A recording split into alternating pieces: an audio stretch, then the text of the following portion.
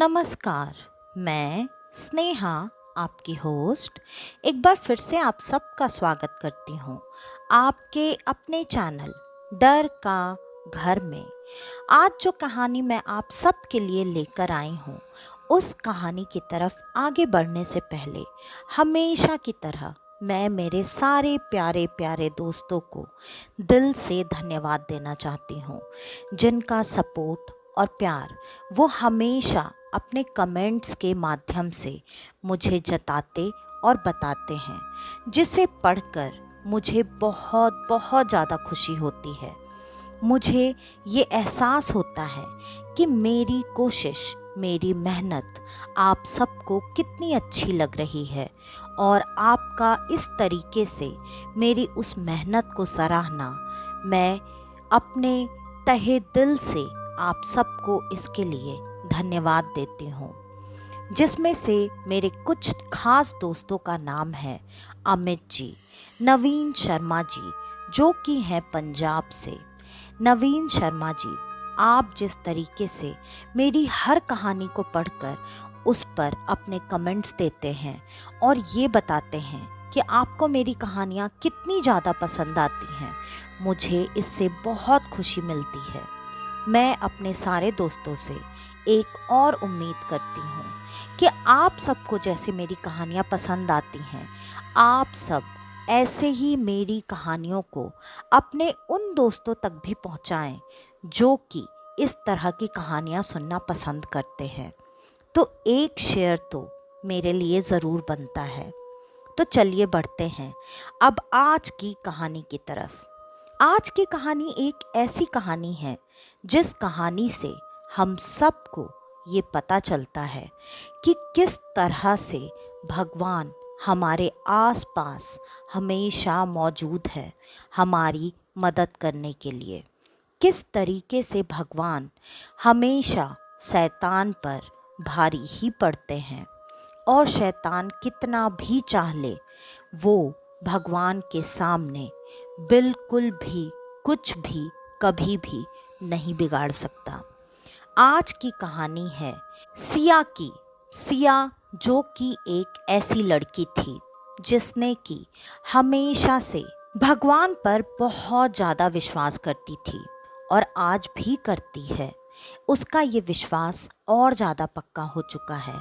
कहीं ना कहीं मैं इन चीज़ों को उसके परिवार और उसके पिछले जन्म के कर्मों से जोड़कर कहूँगी, क्योंकि ऐसा कहते हैं और मैं खुद ऐसा मानती हूँ कि हमारे पिछले जन्म के कर्म ही ये तय करते हैं कि भगवान आपका कितना साथ देंगे और कितना नहीं।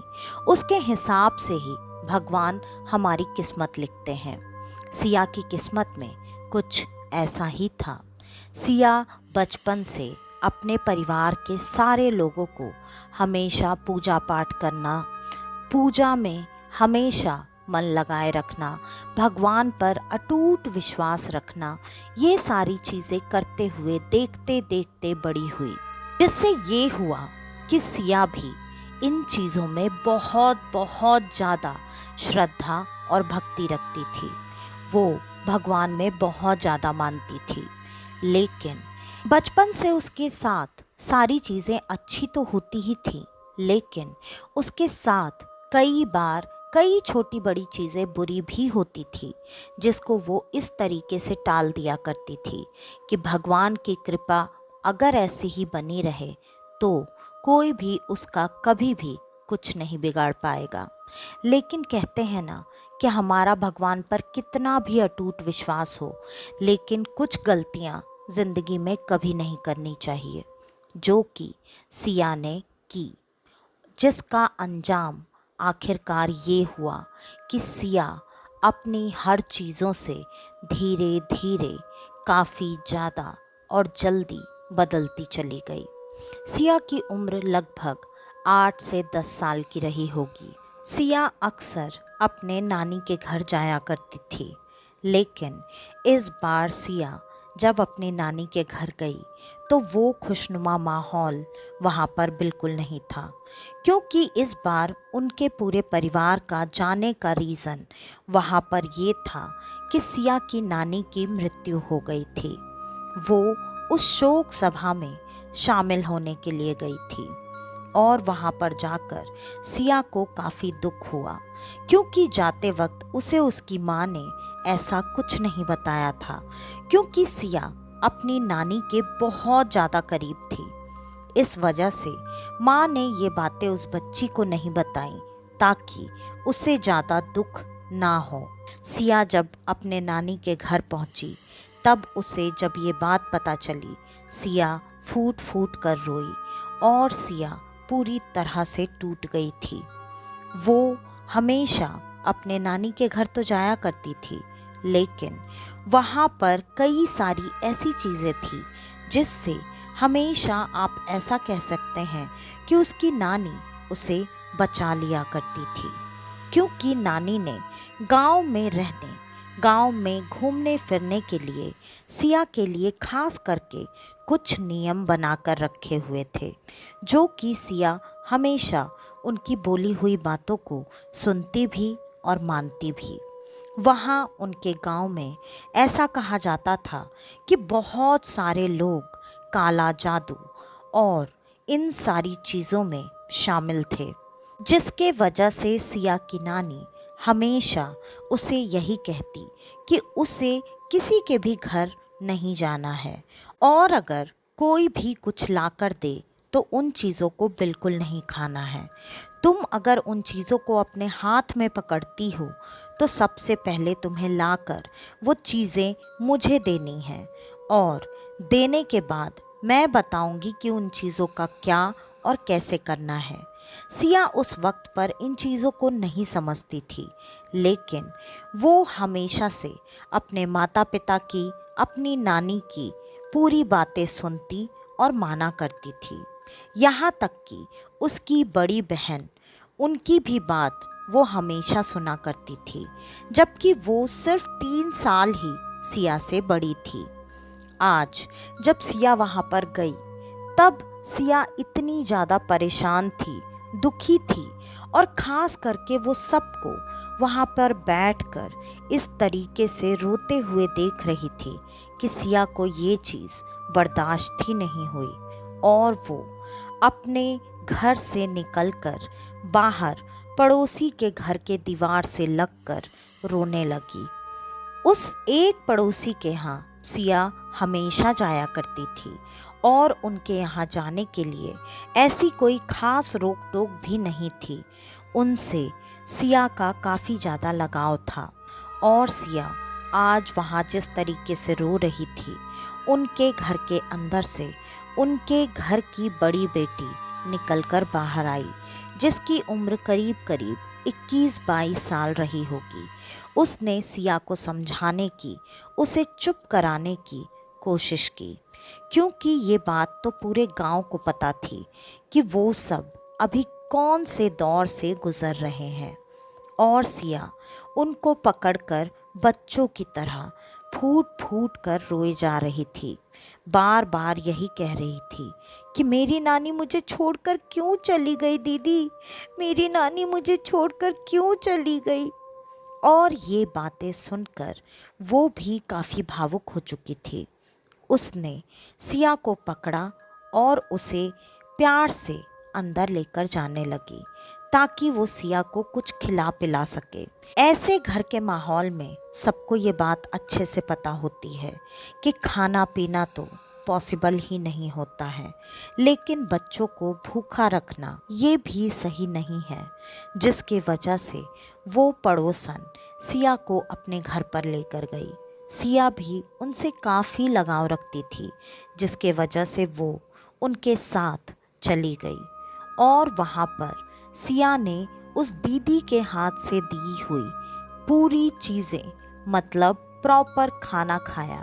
उसके बाद उन्होंने सिया को मिठाई ला कर दी, सिया ने वो भी खा ली और उस वक्त वहाँ उस दीदी के घर पर उनके अलावा कोई नहीं था। सारे लोग सिया के नानी के शोक सभा में गए हुए थे। सिया सारी चीज़ें खाकर अब थोड़ी देर के लिए वहीं पर रोते रोते सो चुकी थी और इस बीच वहाँ पर क्रियाकर्म की सारी विधि पूरी हो चुकी थी। अब शाम हो चुकी थी। अब घर वालों ने सिया को ढूंढना शुरू किया और सिया को जब वो ढूंढ रहे थे तब पड़ोस की दीदी ने बताया कि सिया उन्हीं के यहाँ पर रोते रोते सो गई है। उन्होंने बाकी कुछ भी घर वालों को नहीं बताया। माता पिता ने सिया को उठाकर अपने घर पर लाया और उसे सुला दिया। सिया लगभग दोपहर से सो रही थी और उसकी नींद अभी भी नहीं खुली थी। घर वालों को ये बात नहीं पता थी, इस वजह से उन्होंने ज़्यादा ध्यान भी नहीं दिया और उन्होंने सिया को वैसे ही सोता हुआ छोड़ दिया। अगले दिन लगभग दोपहर के 12 बजे सिया की नींद खुली और सिया ने घर का माहौल देखा। आज भी लोग रो तो रहे थे, दुखी भी थे, लेकिन माहौल कल के मुताबिक थोड़ा ठीक ठाक था और बच्चों को नॉर्मल करने के लिए घर वाले किसी तरह से अपने दुख को संभाले हुए थे। सिया जब उठी तो वो उठकर सीधे अपने नानी के कमरे में चली गई और वहाँ पर जाकर उसने अंदर से दरवाज़ा बंद कर लिया। सिया ने दरवाज़ा बंद किया। ये बात उसकी माँ ने देख ली और उन्हें चिंता हुई कि सिया कहीं खुद को कोई नुकसान न पहुँचाए। इस वजह से उन्होंने दरवाज़ा पीटना शुरू कर दिया, लेकिन काफ़ी देर तक दरवाज़ा पीटने के बाद भी सिया ने अंदर से तो कोई जवाब दिया और ना ही दरवाज़ा खोला। इस बात से घबराकर वो भागती हुई अपने पति के पास पहुंची, मतलब सिया के पिता के पास। उनको सारी बातें बता दी। वो भी भागकर सिया के नानी के कमरे की तरफ आए और उनके साथ 3-4 और रिश्तेदार वहाँ पहुँच चुके थे। अब सबको सिया की चिंता हो रही थी, क्योंकि सब ये बात बहुत अच्छे से जानते थे कि वो अपनी नानी से कितनी ज़्यादा जुड़ी हुई है, कितना ज़्यादा प्यार करती थी। अब सब ने लगातार दरवाज़ा बजाना शुरू किया। अंदर से एक अजीब सी आवाज़ आई और सिया ने ये कहा, यहाँ से चले जाओ, सब चले जाओ यहाँ से। और ये आवाज़ सुनकर घर वालों को काफ़ी अजीब लगा, क्योंकि ये सिया की आवाज़ तो बिल्कुल नहीं थी। उस आवाज़ में सिया की आवाज़ के साथ साथ एक भारी मर्द की आवाज़ थी। लेकिन उस गांव में ये सारी चीज़ें इतनी ज़्यादा होती थीं, जिसके वजह से घर वालों को ये समझते बिल्कुल देर नहीं लगी कि कल किसी ने शायद मौका पाकर उनकी बेटी के साथ कुछ कर दिया है या फिर उसे कुछ खिला पिला दिया है। ये बात समझते ही उन्होंने तुरंत अपने घर के सबसे ज़्यादा जानकार गुरुजी, जो कि इन सब को दीक्षा भी दिए हुए थे, उनको बुलाया और वो इधर ही आ रहे थे, क्योंकि घर में ऐसा माहौल था कि एक एक करके सारे लोग घर पर आ ही रहे थे। उन्होंने जैसे ही ये बात सुनी, वो तेज़ तेज़ कदमों के साथ वहाँ पर पहुँच चुके थे, क्योंकि उन्हें ये बात बहुत अच्छे से पता थी। एक तो घर में ऐसे कल ही मौत हुई थी और ऊपर से अगर ऐसी कोई क्रिया कर दी जाए तो इस क्रिया को संभालना काफ़ी मुश्किल हो सकता है। वो जब घर पर आए तब उन्होंने तुरंत ही दरवाजे से ही कहा, बच्ची के साथ किसी ने बहुत गलत किया है, उसके साथ किसी बहुत बुरी और बहुत शक्तिशाली आत्मा को छोड़ दिया गया है। ये बात सुनते ही तुरंत सारे घर वालों को उन सबका शक सच में बदलता हुआ नज़र आने लगा। ये बात सुनते ही उन्होंने तुरंत उन गुरुजी से कहा, गुरुजी, हमें ये बात कहीं ना कहीं समझ में आ रही थी, इसीलिए तो हम चाहते थे कि आप जल्दी से जल्दी आकर कुछ न कुछ कीजिए। और ये बात सुनकर उन्होंने कुछ भी नहीं कहा।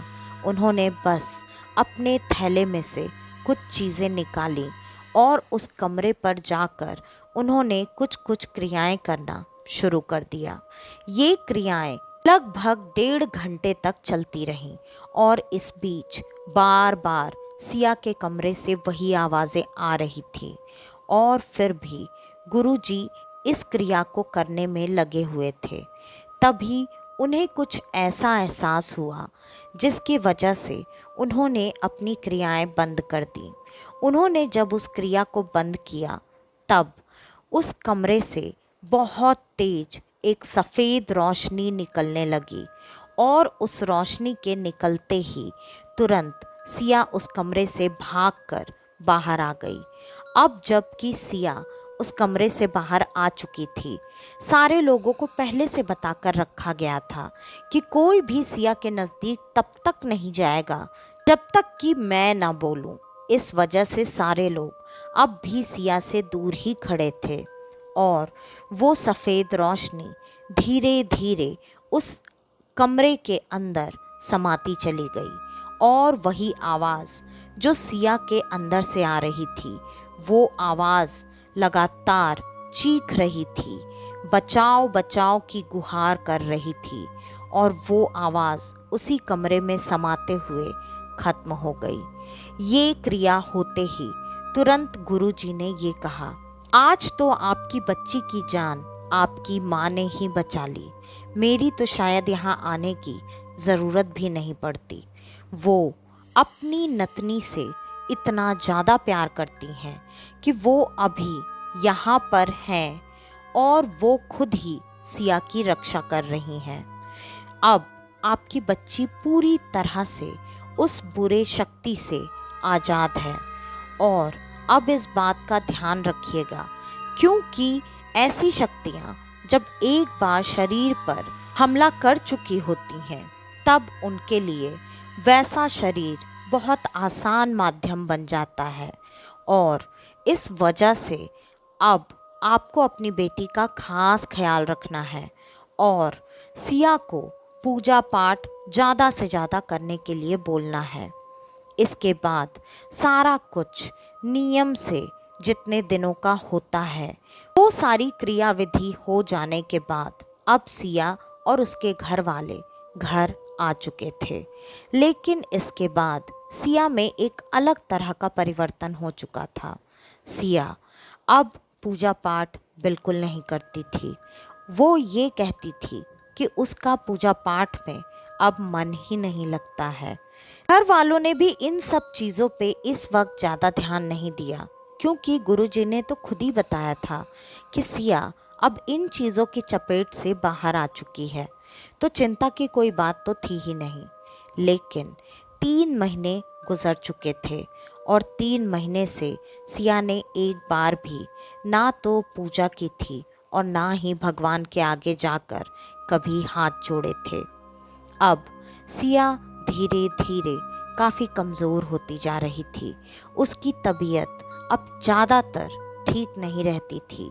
वो काफ़ी चिड़चिड़ी हो गई थी। उसे अब गुस्सा भी पहले से बहुत ज़्यादा आता था।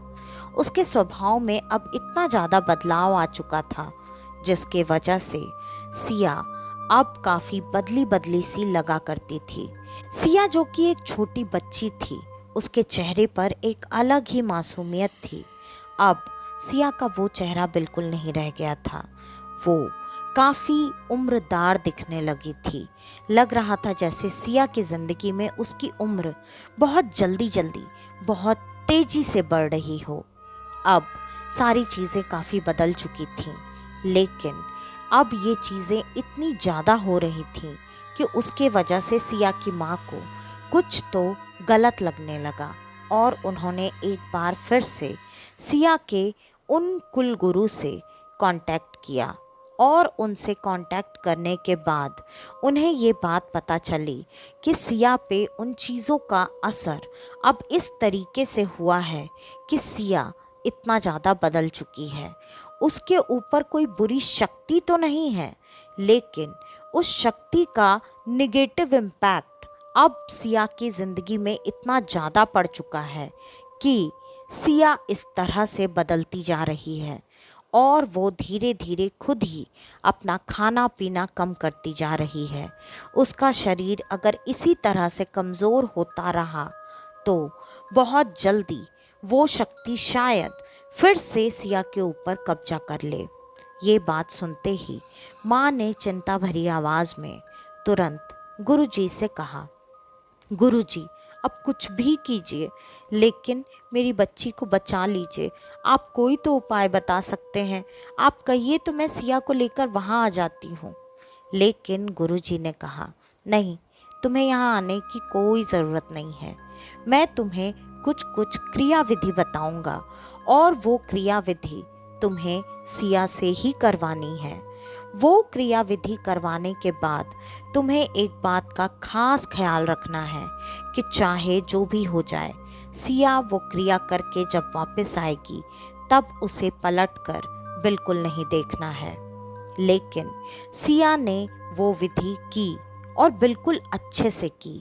वो विधि नदी के घाट के किनारे पर करना था। वहाँ जहाँ सिया रहती थी, घर से काफ़ी दूर लेकिन एक नदी थी। सिया की माँ उसे लेकर उसी घाट पर गई। सिया ने सारी चीज़ें विधि पूर्वक पूरी की और सिया जब उस घाट पर उस क्रिया को करने के लिए जा रही थी, तब उसने अपने चप्पल वहीं घाट के किनारे उतारे थे और सिया वापस आते वक्त उसने अपने चप्पलों को पहना और पहनकर वो वापस वैसे ही घर पर बिना मुड़े आ चुकी थी। लेकिन आज जब सिया सोकर उठी तब उसने अपनी माँ को बताया, माँ, मैंने ये विधि तो की है, लेकिन इसमें भी मुझसे एक बहुत बड़ी गलती हो गई है। मैंने एक बार भी पलटकर पीछे तो नहीं देखा, लेकिन जब मैं चप्पल पहनने के लिए पीछे मुड़ी थी तब मैंने पीछे पलटने का वो रूल तोड़ दिया था और इस वजह से वो नेगेटिव पावर मेरे साथ अभी भी है। इसके बाद सिया से ऐसे ही 3-4 विधियां करवाई गईं और उन 3-4 विधियों में हमेशा बार बार ऐसी ही कोई ना कोई छोटी मोटी गलती सिया हर बार करती और हर बार सिया को सपने में वो खुद की हुई गलती बिल्कुल साफ साफ नजर आती और कोई आवाज़ उसे उसके ही सपने में उसकी की गई गलती को दिखाकर बताती, तुम्हारी ये गलती तुमसे हो गई है। और सिया हर दिन अपनी माँ को उस गलती के बारे में बताती। ये सारी चीज़ें काफ़ी अजीब थीं। अब उसकी माँ ने फिर से एक बार गुरुजी को फ़ोन किया और फ़ोन करके उन्होंने वो सारी चीज़ें गुरुजी के बताने से पहले ही बताई और ये भी बताया कि सिया को बार बार सपने में कोई आवाज़ सुनाई देती है और ये सपना दिखाई देता है जो कि सिया को हर बार उसकी गलती खुद ही बता रहा है। अब सिया को एक ऐसा सपना आया है कि उसे एक विधि करनी है और वो विधि सिया की माँ ने गुरुजी को बताई। गुरुजी काफ़ी आश्चर्यचकित थे। उन्होंने कहा, मुझे थोड़ी देर का वक्त दो, मैं ध्यान से उठकर तुम्हें कॉल करता हूँ, क्योंकि ये जो भी चीज़ें तुम बता रही हो ये सारी चीज़ें बिल्कुल सही और सटीक हैं। लेकिन ये बातें सिया को पता कैसे चल रही हैं? कौन सी शक्ति है जो कि सिया की मदद कर रही है? अगर ये विधि जो कि तुम बता रही हो ये मैं खुद तुम्हें बताने वाला था और ये वो आखिरी विधि है जो कि सिया करके इन चीज़ों से बच सकती है। लेकिन पहले मुझे ये जानना है कि ये आवाज़ किसकी है जो कि सिया की मदद कर रही है। और इतना कहकर गुरुजी ने फ़ोन रख दिया और फ़ोन रखते ही वो ध्यान में गए। थोड़ी ही देर में, मतलब लगभग 15 से 20 मिनट में उनका वापस कॉल आया और उन्होंने सिया की माँ को काफ़ी मुस्कुराते हुए कहा, तुम निश्चिंत होकर ये क्रिया करवाओ, ये क्रिया हर हाल में सफल होगी। सिया की मदद कोई और नहीं, उसकी खुद की आराध्य देवी दुर्गा कर रही हैं। उसके ऊपर माँ की बहुत बड़ी कृपा है, जिसके वजह से तुम्हारी बेटी शायद आज तक इन शक्तियों से सुरक्षित है। वो भले अभी पूजा नहीं कर पा रही, लेकिन उसकी पूजा, उसकी जो भी श्रद्धा है, सब माँ ने दिल से स्वीकारा है, जिसके फलस्वरूप माँ खुद उसकी रक्षा कर रही है। और ये क्रिया करने के बाद तेरी बेटी पूरी तरह से इन चीज़ों से सदा सदा के लिए मुक्त हो जाएगी और दूर हो जाएगी। उसके बाद वो माँ की पूजा जिस तरीके से भी करे, तू उसे कभी ना रोकना और ना ही मना करना। ये बात सुनते ही अब कहीं ना कहीं सिया की माँ को भी बहुत अच्छा महसूस हुआ। उन्होंने सिया को वो क्रिया करने के लिए बोला, और वो क्रिया करने के लिए सबसे खास बात ये थी कि सिया को कहीं भी बाहर नहीं जाना था। उसे उसके खुद के कमरे में रात में ये क्रिया करके चुपचाप सो जाना था। सिया ने वो क्रिया की और अगली सुबह सिया खुशी खुशी उठकर अपनी माँ को ये बताने लगी, कल जो मैंने क्रिया की थी माँ, वो पूरी हो गई और वो क्रिया बहुत अच्छे से हुई है, मुझे ये बताया गया। थोड़ी ही देर में उनके फ़ोन की घंटी बजी। माँ ने जब फ़ोन उठाया तो उन्हें पता चला ये गुरुजी का ही फ़ोन था। उन्होंने कहा, आज से तेरी बेटी पूरी तरह से स्वच्छ हो चुकी है। आज उसे सबसे पहले नहला धुला कर माता रानी के मंदिर लेकर जाओ और माता रानी के लिए लाल फूलों का हार बनाने के लिए सिया को ही कहो, और वो खुद जाकर माता को वो हार और भोग अर्पित करे। उसकी ज़िंदगी में सब आगे भी बहुत अच्छा होगा। और सिया और उसकी माँ ने वैसा ही किया। उसके बाद सिया की ज़िंदगी में कभी भी कोई भी ऐसी शक्ति हावी नहीं हो पाई। उस पर माता रानी की कृपा कहते हैं आज भी है। तो आज की ये कहानी यहीं पर ख़त्म हुई। आपको हमारी आज की ये कहानी कैसी लगी, हमें कमेंट करके ज़रूर बताइएगा।